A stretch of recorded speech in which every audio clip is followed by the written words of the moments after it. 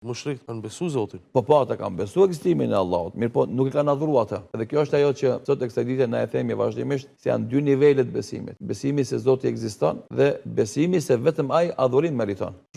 Sot shumë njerëz ka që besojnë se ekziston Zoti, ama ata nuk besojnë se është i vetmi që meriton adhurim. Pra armiqtë e profetit Muhammed nuk kanë qenë ateista. Po, kanë qenë politeista. Andaj domethënë kjo është ajo çështje se ateizmi ka qenë në disa prej profetëve më hershëm, mirë po këtë rast kemi të bëjmë me politeista, adhurues të shumë zotrave. Se shumica e showbizit i shohin për intervista thonë unë besoj shumë në Zot. Mirë është me besu në Zot, pa adhuron Zotin. Po, e tani kjo është ai problemi që nuk kanë ndesh me kuptu arabët në atë kohë, edhe nuk do me kuptu shumë njerëz sot. Andaj të jesh agnostik, të jesh teist, deist, nuk mjafton. Po duhet të jesh adhurues e atij Zotit. Që i bie xherim namaz. Po, e para ka të bënë madhurimet e zemrës, ka me madhurimin e tij dhe gjithë asaj që vjen prej tij. E dyta ka me dashuri absolute ndaj tij, që atë ta duash më shumë se çdo gjë. E treta ka nga frikë respekti ndaj tij, që frika dhe respekti yt jetë ndaj tij absolute. Pastaj ndaj tjerëve. Janë këto komponente që fillojnë në zemrën tënde. Nëse ty të mungon adhurimi, nëse ty të mungon dashuria e plotë ndaj Zotit, madhërimi i plotë ndaj tij, respekti i plotë ndaj tij, shpresa tek ai, atëherë ti nuk,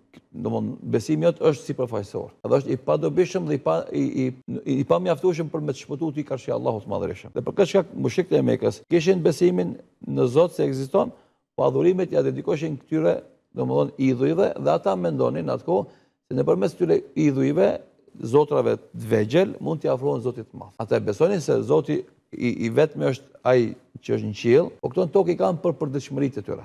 Është besim i gabuar edhe që edhe sot është i ngjashëm njerëzit për shembull besojnë Zotin, ama secili ka një Zot të vogël vetën që adhuron domethënë. Dikush famën, dikush parën, dikush pushtetin, dikush do thotë epshet e tij e kështu me radhë. Edhe andaj ai është më tepër është politik se sa është besimtar i vërtet. Pra që e besoj Zotin nuk mjafton. E besoj Zotin që ekziston, po pastaj vetëm Zot që ekziston unë e adhuroj. Atëherë je besimtar i mirëfillt. E normalisht mund është me pas mangësi, që mos me mujt mi përmbush të gjitha obligimet fetare, edhe je gjunaqar, mirë po ngelesh besimtar. Besimtar me plot kuptimin e fjalës, jo besimtar kuptimin e njerëzve që thotë unë e besoj Zotin. Zoti kërkon përkushtim, Zoti kërkon adhurim, Zoti kërkon nënshtrim, Zoti kërkon dashuri, Zoti kërkon frikë respekt ndaj tij. Nëse si këto komponente, atëherë besimi jot është i cekat.